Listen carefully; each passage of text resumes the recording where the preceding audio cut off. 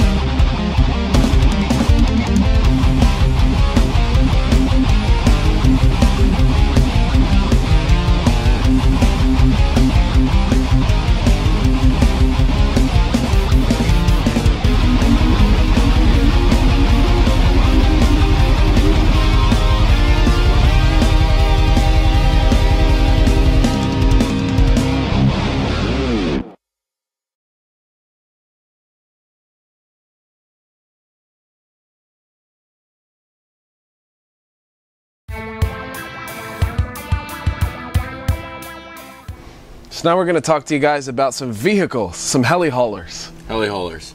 You can have a fancy truck. You can have, there's so many things you could own that you could use to transport your helicopters. Yeah. But if you're realistic and you're going to travel, you need to save money and gas. Yep. I mean, if you have a truck, you know, I know a lot of guys that have, like, I don't know, Ford F-150s and big pickup trucks and ridiculous, like, Matt Bodos is this freaking crazy That's a nice thing. truck, It's though. a That's nice a nice truck. But it's 10, 12, 15 miles to the gallon. It's too much. And you know, a lot of the times we write this off. It's a business expense. Because we do it for a living. It's a business expense. But still, it's a lot of out-of-pocket money. If you want to be practical about it. Especially for you guys. If you just want to travel for fun and go to some fun flies. Yeah. You have a truck, you know, it's not going to cut it. Because 15 miles to the gallon, you travel 1,000 miles, you're spending a lot of money. It's not good. Now, we're coming from experience because your previous vehicle was a Hummer. It's a Hummer. And my Fade to Black was a F-150. Yeah, 12 miles a gallon. So it's a misconception that heli haulers need to be these big things. I disagree. I think these things are the best. Yeah. So we've got these two are about the same, and then his little tiny car is in a league of its own, by the way. But these things are great for heli hauling. So we're going to show you some I'm going tips. to tell you why. Yeah, we're going to show you why. Show you some tips. Yeah, show you some tips. Show you some mounts. Show you some different things. And then maybe we'll just go to the field and make some of the guys with the trucks. We'll give them a hard time with their trucks because they're being wasteful of non-renewable resources. It's part of being an American. Let's show you the inside. So now it's time for me to show you my hot rod. This baby freaking hauls. No, this thing sucks, but it's cool. This is a Scion XD. This is the 2011 version. It's a hatchback. So the beauty of this thing is back opens up and the whole thing lays flat. That's why I really like it. So this thing is the perfect length for instance, here I can grab a, this is Bert's Goblin 630. I can grab it, I can stick it straight in, and it works fine. Some of the 90s I have to kind of angle a little bit, but I don't need to build a mount. I don't need to build anything. The car, the back lays flat and everything's fine. Excellent mileage. I get like 38 miles a gallon, absolutely blasting down the highway. Not Autobahn speeds, but pretty good speeds, and lots of room. Also, seats also fold up. It's a 4-passenger vehicle as well. This thing was dirt cheap. It was like $15,000, brand new. My cell phone payment's very close to my car payment. And now to this guy. This is cool and all, but it's kind of ghetto just because, not ghetto, but it's just basic. There's nothing in it. It's just a car that he bought, and that's all he did. Oh, I forgot now. There's one thing I forgot. Look. My alcohol holder. It's a door hook from Lowe's for 99 cents. And it holds the alcohol bottle perfectly, so it doesn't fall over. Okay. That's the only that's the heli modification. Bobby goes through the effort of spending 99 cents and a hook for his alcohol. There's more creative things you can do with your car. This is a Yaris. This belongs to my friend Sean. This used to be my Yaris back in the day. This car was purchased for about $11,500. They're a lot more money today. All these little cars went up in price, I'm assuming because people are trying to save money and buying more of them, so the demand is higher. But anyway, Yaris, it's a 2008 model. It seems like a very small car. It's only 2-door. There's really not a whole lot of room. You're wrong. Look at this thing. What we did here is we built this little shelf made out of wood. It's got some nice covering. Used some like carpet, sort of like to cover the wood, and then some vinyl type material up here so it doesn't get stained with nitro and stuff like that. And this car will very comfortably hold 2 helicopters on top of the shelf, very comfortably. And then you can put all the rest of the little stuff right here, like toolbox and fuel and chargers and everything else. This thing even has like a little sub, like a subwoofer running right here as part of the enclosure. You can put a smaller machine here, like a 500 size machine. You can put another smaller here. You can even lay another machine across the back. I know Sean has put like as many as like 7 or 8 machines here. It's ridiculous. So this car would work just great without this, of course, but like Bobby said, Bobby's car is pretty flat. This one's got a little hump in the back because of the way that the backrest on the rear seat folds forward, so it leaves a little hump. It's not as comfortable with this thing. You just hook your helicopter up, you zip tie it, and as you can see, it's a pretty simple idea. It's just got these hooks right here, and you just take some just basic bungee cords, wrap them around the helicopter landing gear, and the helicopter is secured. And then the back of the skids are secured by these plastic hooks that I believe they're made for piping. You can buy these at any hardware store here in the US. Pretty cool. And then this thing even has a power panel here on the side. You power your power panel on, and then you can hook up like you can charge batteries and stuff like that from here. So that's pretty cool. So that's it for the Yaris. And then finally, the most awkward, I guess not practical, you would think, car for RC is this thing right here. This is a Scion IQ in the US. Overseas it's made by Toyota, so it's a Toyota IQ. Very small car. Like, take a look at it from this side. This thing's tiny. How much smaller can it be than this? So you would think, no, there's no way he can fit helicopters here. Why is he doing this? Because I'm stupid. I like small cars. So what we did is, with the help of Sean, my buddy, we built this thing. And as opposed to, for example, in the Yaris, this was no problem because the opening is pretty big, so you can fit a lot of stuff under this. Here the opening is kind of awkward because it's deep, but you don't have much room. So what we did is we made this swivel up and down, and we just basically went to a hardware store and we bought the wood and all the stuff we needed, the hinges and everything else, and made this mount.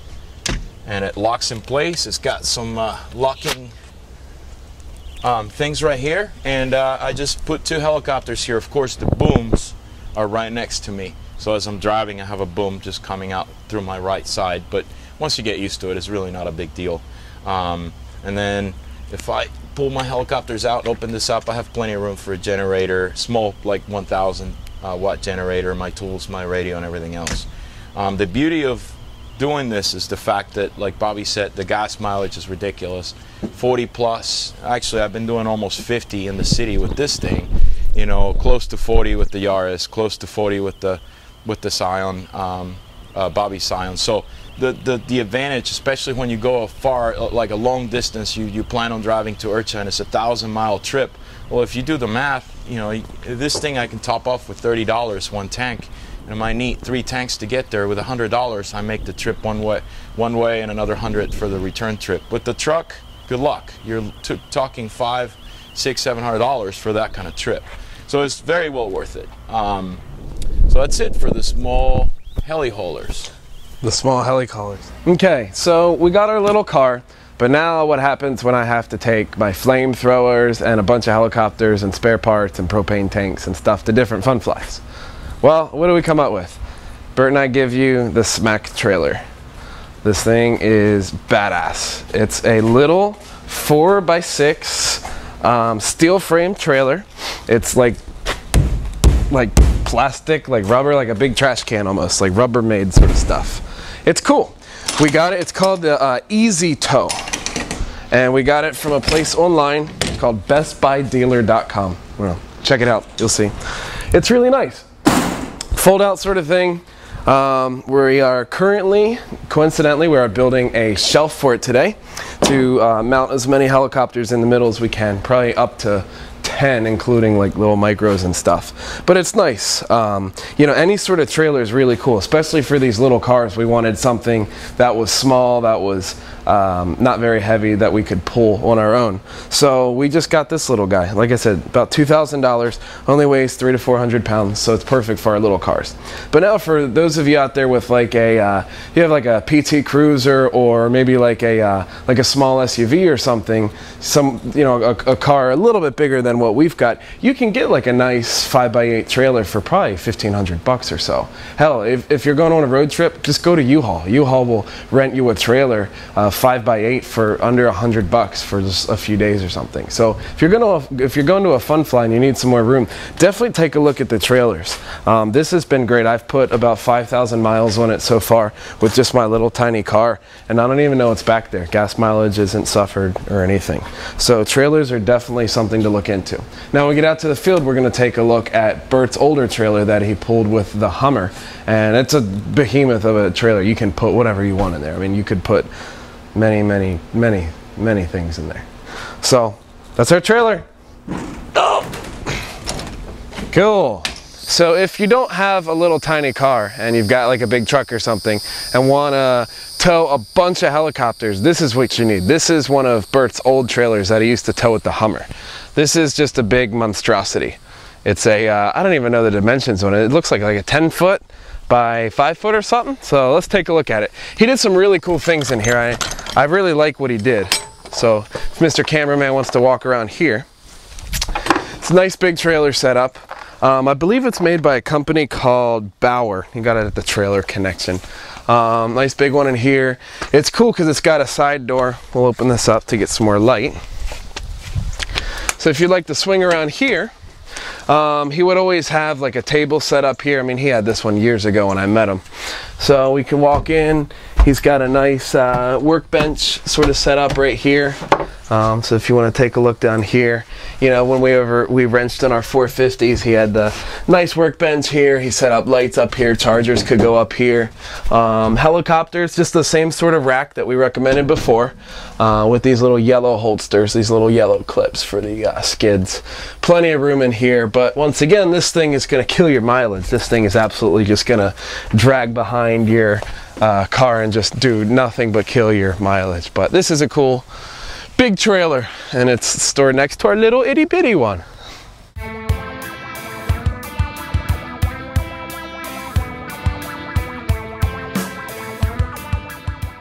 All right, guys, I'm going to talk to you about air travel. A lot of questions from a lot of people. How do you guys travel with your helicopters and get them on the plane? Do you ship them? Do you carry them with you? It's not as hard as some people think. There's this misconception that it's really, really difficult to take your helicopters with you on the plane. It's not difficult. It's actually very, very easy. I personally never ship my helicopters, and the reason why I don't ship them is because a lot of the times I have way too many events back to back, and just the shipping time is just too much downtime. So if I'm going, for example, to Europe to go to, I don't know, a fun fly in Switzerland, and I ship my helicopters, it takes 5 or 6 days to get there, 5 days to get there if you don't want to spend a fortune shipping them. And then it takes another 5 days to get back. Well, the following weekend I'm going to, I don't know, Europe again for some other thing, or South America, or some fun fly in the United States. So it's just not practical to ship.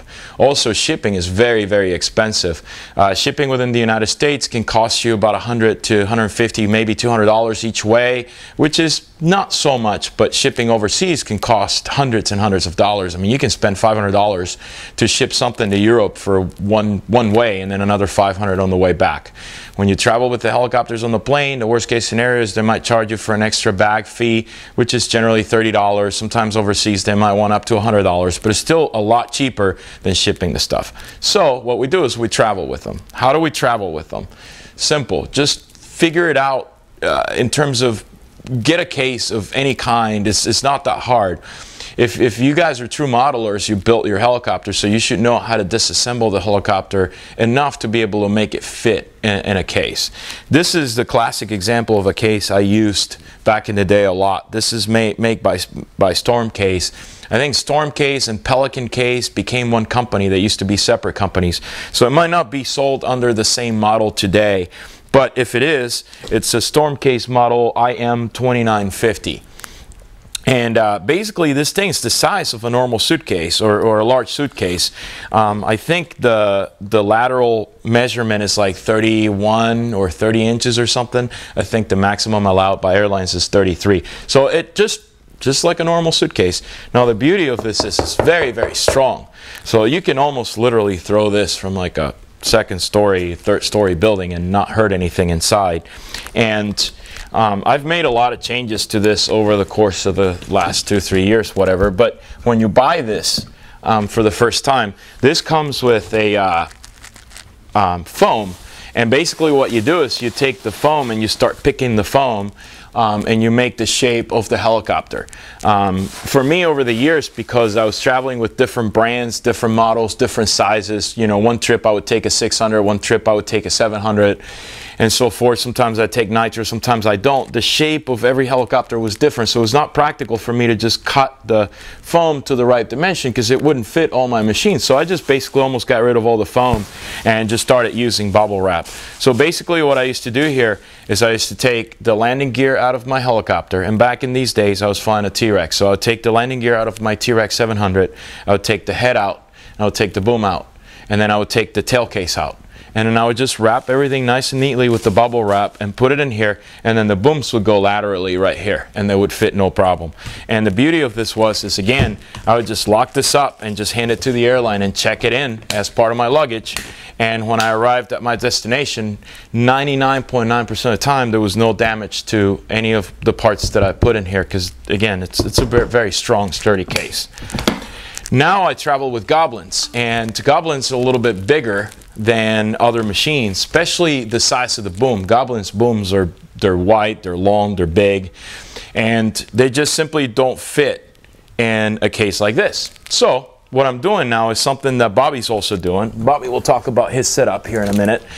But Heartside golf case. I bought this one from a golf outlet store here in the Orlando, Florida area. $120, I think it was. Not very expensive. Much cheaper than the Storm case I showed you. The Storm case could be $200 to $300. This is cheap.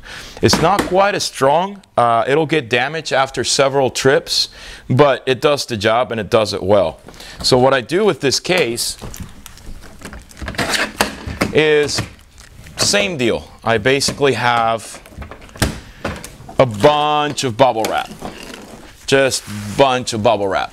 So I basically take the boom out of my Goblin, and then I take the landing gear, and I take the whole frame mechanics with the head and everything, and I wrap it in bubble wrap. Like, just wrap it real well, and then I use like masking tape, because that's very easy to remove. Then I do the same with the boom, and then I just lay them here, and I can fit 2 Goblins in here, no problem. Bobby will show you his solution is slightly different than mine. I prefer this myself. Everybody has their own techniques and their own ways that things works for them. The reason why I prefer this is because the bubble wrap just simply protects everything. And I've yet to have, knock on wood, any damage to any of my helicopters doing this. Never had a problem. So this works great. And then what I do is I take my radio. I normally have a small Pelican case that I use when to transport my radio, but when I travel overseas, it's just too bulky, too heavy. So I just got this cheap case, whatever it is. I don't know who makes it. You can research online and find something that's light. And I put my radio here, and then I just stick my radio here along with my helicopters, and off it goes. So, for example, for small machines, if you have like a T-Rex 450, for example, or a 250, this will not fit a 450. This is made for a 250. But what I'm trying to get at is there's different cases made by Storm or Pelican that are different sizes. You might find one that's the perfect size for the 450, one that might not fit the 450 but the 250. Maybe you have 2 250s and you want to go on vacation with your 250s to a relative's house or whatever. Just find you a case like this. These cases, they're all sold. Most of them are sold with the pick and puff like foam. So when you open this case and the case is brand new, it's like full of foam, and you just start picking the foam. It's got these little squares, and you just start making the shape of your helicopter. This case right here will fit like 2 250s very easily, or Gaui 200s, no problem. They make them a little bigger that you can use to fit like a 450 and so forth. So just anything works. I remember a buddy of mine one time, he just had a regular suitcase, just a regular suitcase, like made out of just suitcase material, like soft type stuff.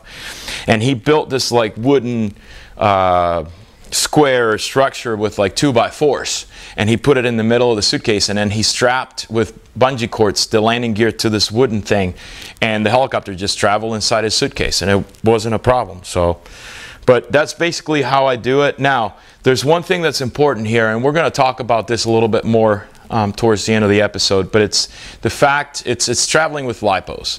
There's a new regulation that just passed very recently, I think 2-3 months ago, that prohibit passengers carrying any sort of lithium polymer, lithium-ion batteries on board a passenger aircraft.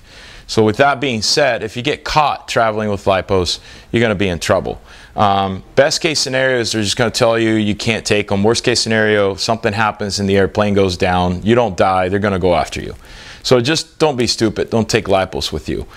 I know it's a pain in the butt, but try to figure out a way that you can take those, make arrangements. So if you're traveling to a fun fly, talk to a friend that's local, or make a couple of phone calls to a hobby shop, or ship the batteries ahead of time to the hotel you're going to be staying at. Just don't travel with the lipos. They do not like that, and it's just not worth the risk. This is a little overkill, but normally when I pack my stuff, I just put this note inside the case, just because a lot of times security will open, they don't know what it is, and they're still going to want to inspect it, but at least they get a clue as to what this is by reading this. Sometimes they have no idea, and they start taking all the bubble wrap apart and everything else. I don't know how much help this does, but it helps a little bit. So don't be afraid of traveling with them. It's a little bit of a pain just because you have an extra suitcase to carry with you, but it's really not that hard to do. We do it all the time. Geez, this year I've probably done it 12 times already, or 11 times this year so far. So now we're gonna see what Bobby does with this traveling setup.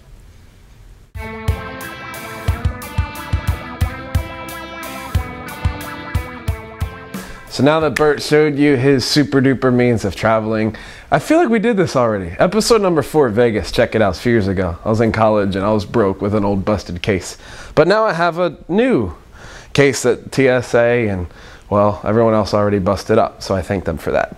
But anyway, so this is my golf case. This is a new one. It's the same exact one that Bert's got. We picked them up the same day, actually. And I have a case that's just like this before, that traveled with me for about 4 years, went to every continent except for Antarctica, and really did a good job. So I like these things. I like these things for a few reasons. Number one, it's a golf case. It's not a huge, super custom sort of thing. So when people see you traveling at the airport, they just assume it's golf clubs, and you don't get asked a bunch of weird questions. Although some lady asked me what was in here, and she asked if it was trombones. And it was not trombones, it was helicopters. But it's cool, a lot of room in here, so let's take a look at it.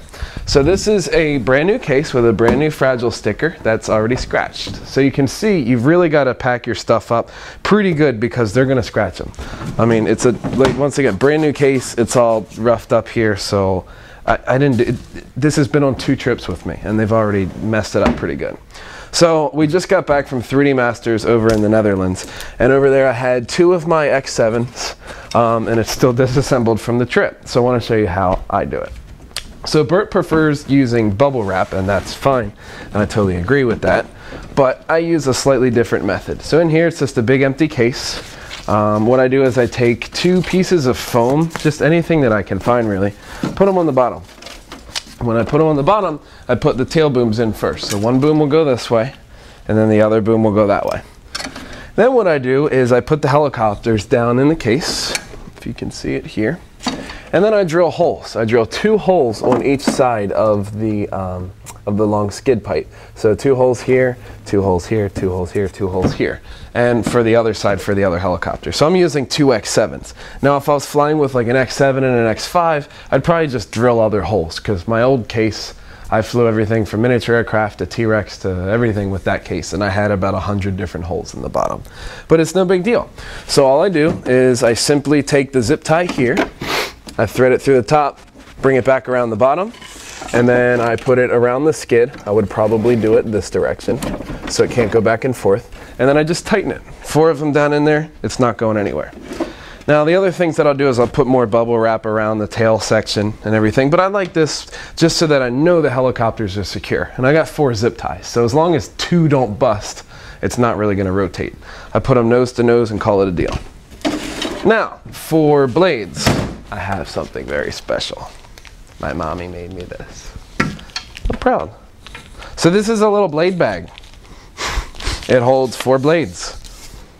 And you can go in here, and then you can wrap them all up. And it's nice because the blade tips won't get chipped or anything like that. So when I'm done with the blades, I kind of put them on the side next to the helicopter. Then what I do is, depending on the height of the main shaft, Galway, I'm pretty lucky with these. The main shafts are real small in the model, so I can close the case. When I close the case, the main shaft can stay in. All I had to do was just remove the head, put it in a separate bag. Once again, just like what Bert did, you put the head in a bunch of bubble wrap. Pretty simple. And then once the bubble wrap's in there, you can just take it and pack it in the side somewhere. But if your helicopter won't fit in your case, if your main shaft's too long, you got to yank the main shaft out. That can be a pain in the butt sometimes. But it just depends what models you're working with. And then lastly, I'll take an old shirt, and I'll just kind of put it over the canopy, or like those canopy covers or something, just so that when they take a look at it, they'll just say, okay, it's kind of helicopter parts and stuff. Lastly, I throw a pack of zip ties in for the way home. It's pretty simple. And then I'll close it, and I'll just put a little strap around it. Bert's got a really nice strap actually that bolts to the case and it locks. TSA's got the number and stuff so they can take a look at it. I shall be upgrading, but for right now I shall use the $2 Harbor Freight strap because it works pretty well. Lastly, put your name and address on the outside. We would show you that, but unless you're coming to my house with large unmarked quantities of dollar bills, I don't want you to have my address. I like it, but not that much. So that's my travel case. If I have room, I'll put my radio in here with the bubble wrap. Sometimes I'll toss it in with my clothes bag if I'm going somewhere. But a lot of times I just carry it. Just take my whole radio case. Make sure there's nothing stupid in there, like tools, or if we're working on fireworks shows, if I do my night flights, I always wipe the whole thing down with rubbing alcohol so it doesn't set off any sort of alarms or anything. We don't want to do that. They don't like that too much. So I just carry the radio with me, and that works just fine. But really, that's really about it. Now, there's one thing to mention. We're flying with electrics right now. The nitros are a little bit tougher because they have oil residue, and some airlines won't allow you to travel with internal combustion engines. So we're not saying don't do it, just be careful.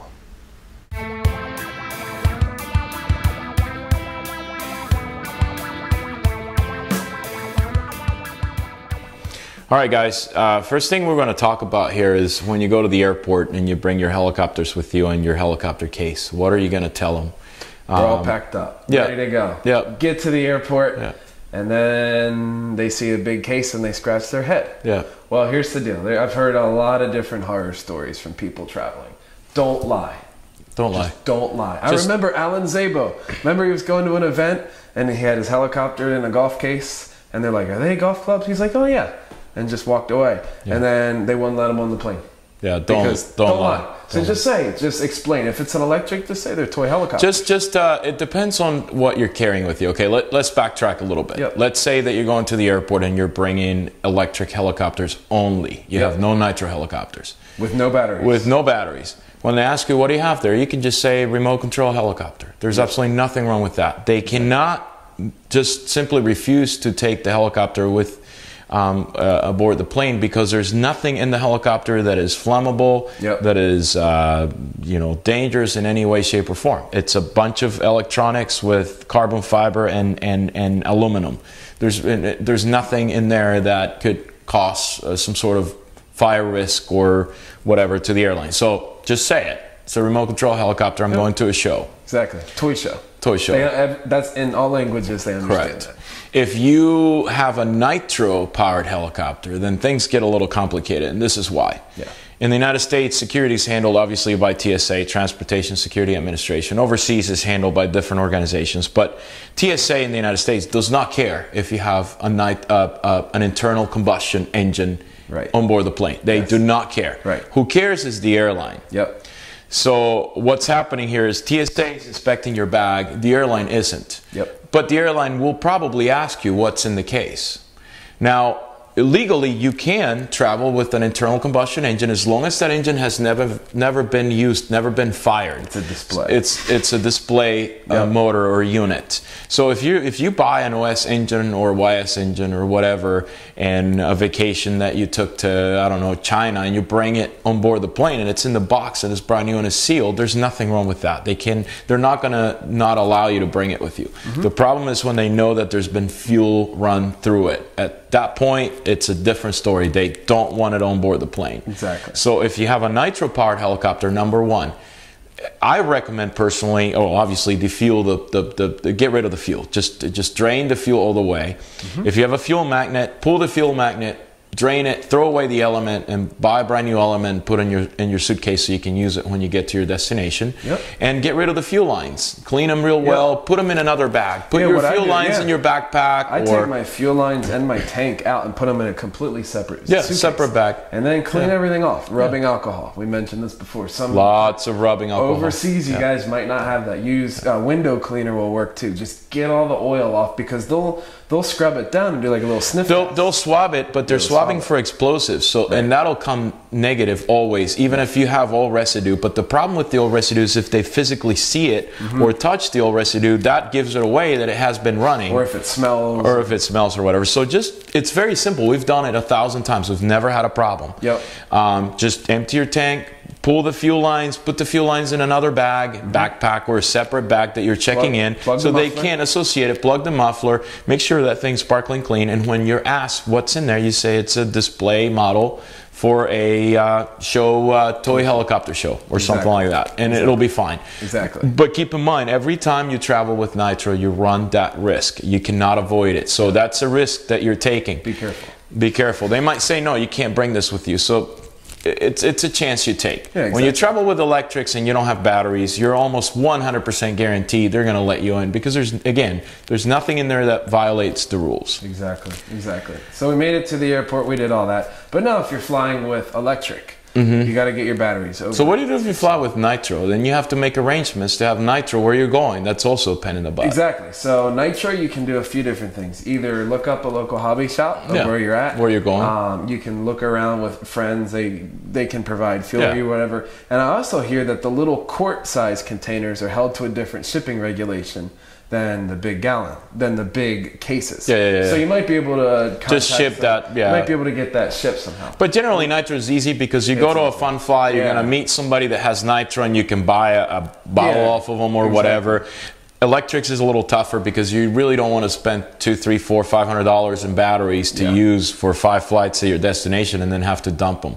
So what do you do with an electric? Electrics are hard, and we were even discussing this earlier. It's still a little unclear, and the rules change all the time. So there's pretty much 3 options. Number 1, you leave your batteries at home, and you arrange batteries wherever you are. You borrow some from a friend. You borrow from a friend, or you buy some and you sell them. Yeah. You do something else. If you're going to buy them or borrow from a friend, take some connectors with you so you know that, you got that. Option number 2 is to take your own. And we already said don't put it on the plane. Run a risk. You know, several months ago, we used to do that a lot. I would take 2 lipos and put them on my electric helicopter, install them in the helicopter, and then do my normal bubble wrap thing and put it in the suitcase. Then I would take 2 more and wrap them and put it in another suitcase. That was always okay. Then there was a new law that said you cannot check them in. You're supposed to carry them on board. So then we carry them on. Then carry them on, and then we went through this big hassle at the time of security where they swapped them and they asked and why and yes and no, and for the most part that worked up until we went to Argentina last year. You got the, after our autos episode, we came back. All of our packs are still in Argentina. Because we weren't able to bring them. We weren't able to bring them back. We had to leave them. So it's too confusing. So don't travel with lipos. No. Don't be stupid. Don't do it.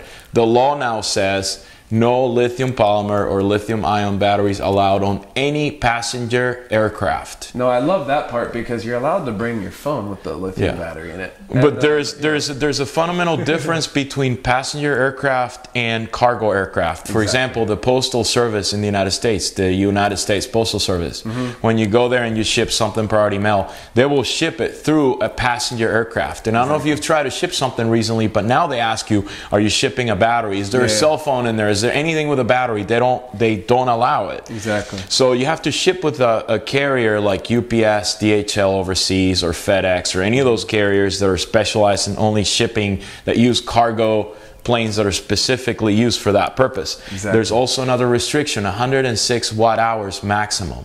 So a 5,000 milliamp pack exceeds the 106 watt hour maximum. So it's very complicated. It's a pain. We can't tell you or suggest that you ship the batteries because you'd be violating the law. So just do your research on that. Call your local carrier. Call 1-800-UPS or whatever their number is. Talk to UPS agent and say, hey, look, I'm traveling this place. Can I ship these batteries? And do what they tell you to do. Otherwise, you're going to have to make arrangements with a friend that has batteries at the destination that can let you borrow those batteries. It's a pain. It's a pain in the butt. Now, as far as the actual helicopter, like we just talked about, there's nothing wrong with taking one electric helicopter, packing the helicopter on the plane. As long as you have no batteries in it, you have absolutely nothing to be worried about. You don't have to lie about it. Just say it's an electric remote control helicopter. It has no batteries in it. It's going for a toy show, and that's it. And you'll be fine. So when you travel, it's a pain in the butt. It really is. But the other thing too. Radio. Oh yeah. There's a few more things we have to mention. So radio. When I travel with my radio, I carry it on in my silver Futaba radio case, the big case, and then that's a big deal. They ask sometimes it's not. Here's my recommendation. It's not illegal or anything. I've had better luck. Take your radio, put it upside down. Whenever I put it upright, always gets checked. Why?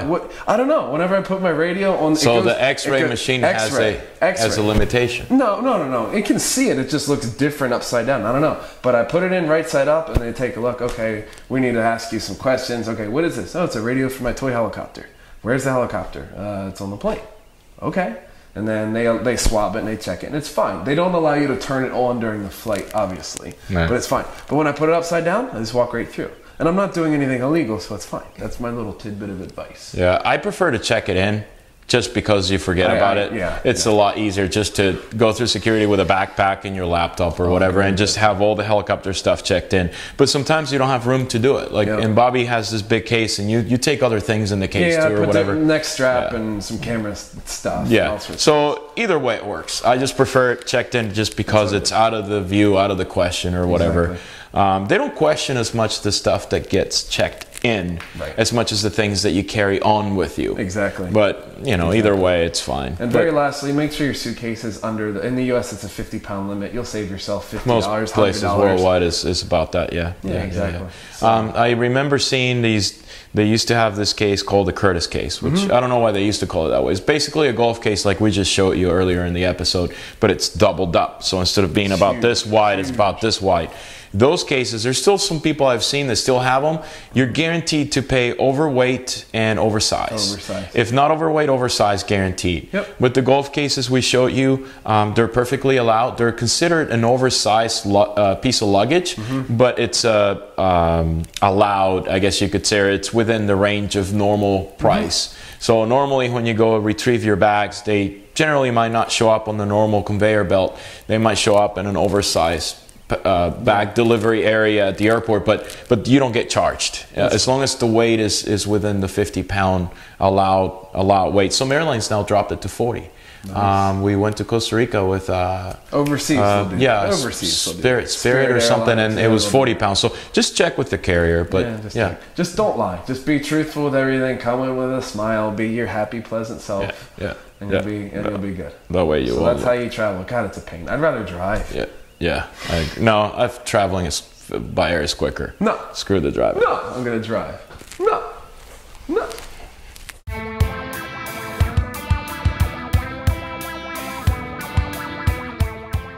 So we all know the reason why you first started flying remote control helicopters. What's the reason? It's become a sponsored pilot and travel around the world to various destinations. Sure. People think it's awesome. It is kind of awesome. It sucks though to travel so much. It's cool traveling. But anyway, it gets old.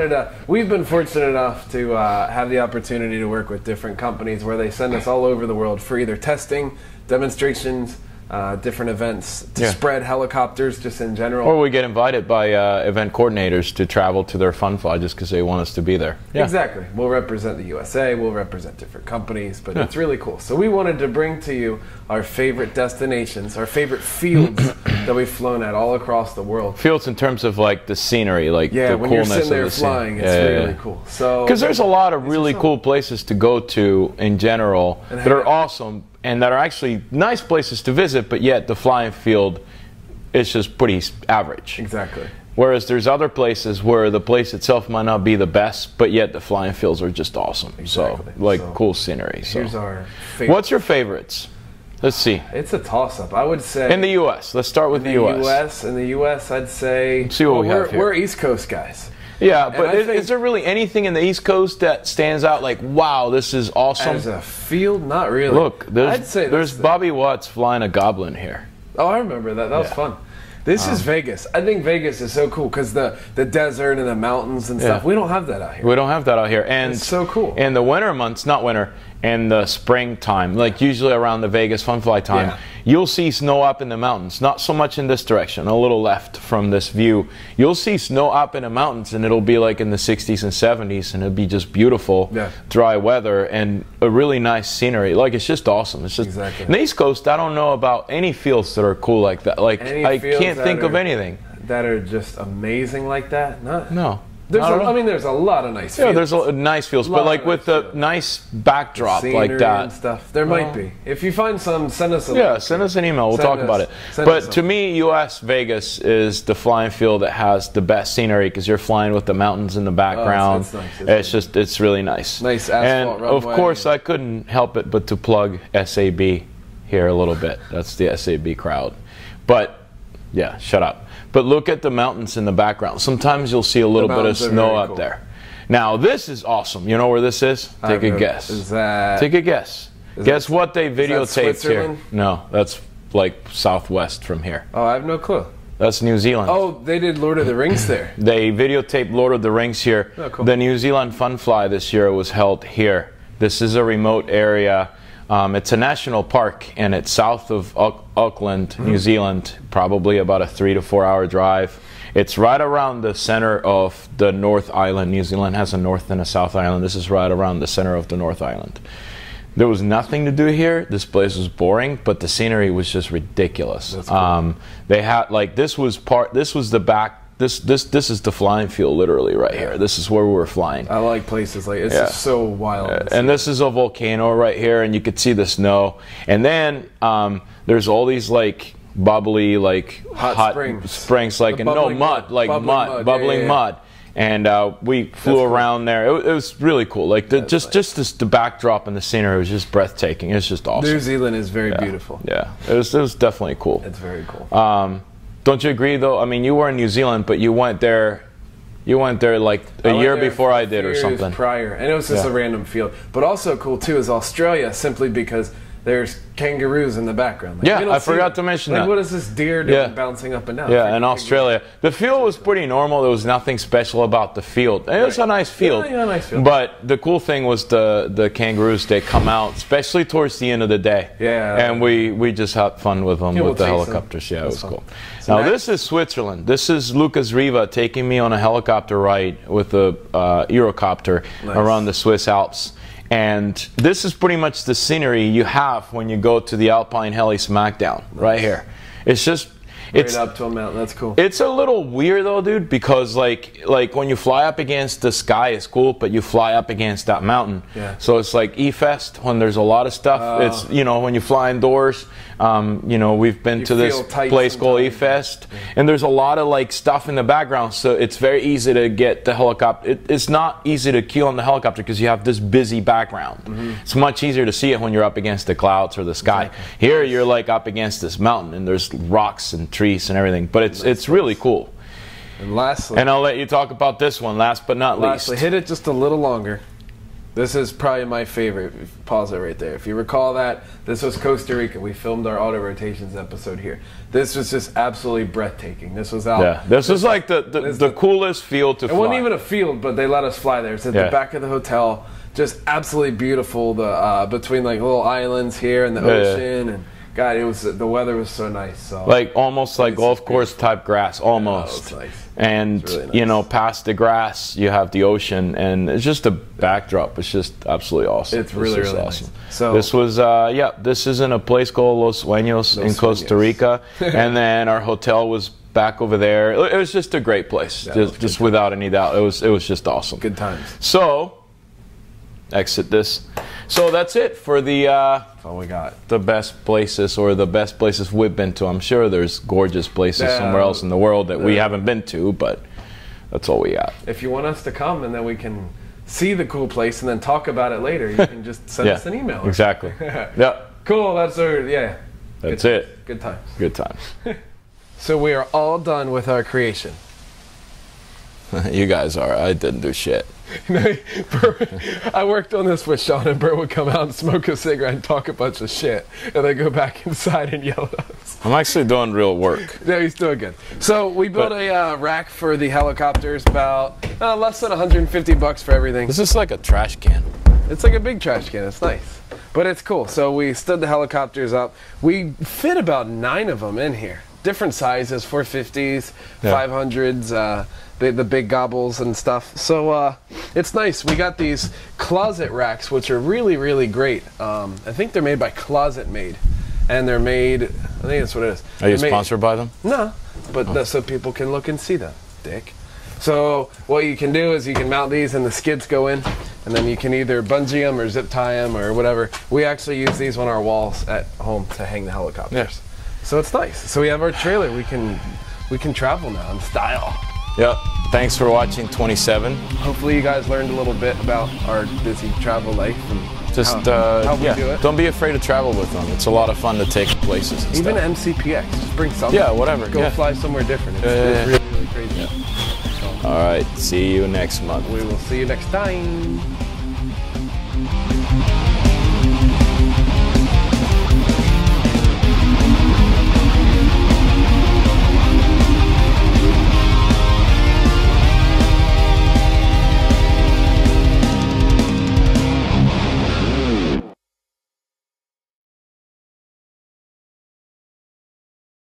It's like musical freaking cars. It's like a circus here. Moving this car, moving that car. This is how Bert travels. Take one. Action. All right, guys, we're going to talk a little bit about air travel. We get questions all the time from a lot of people. How do you guys travel? This is not going to work. Cut.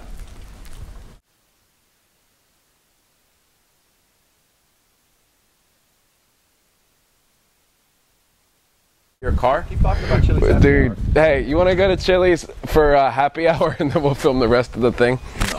Why not? We can, but we have to. The shows always end up good. Right now. Sean can drive. It's 11. We got to do something more. We're recording. Are we alternating? Are we there? Are we alternating?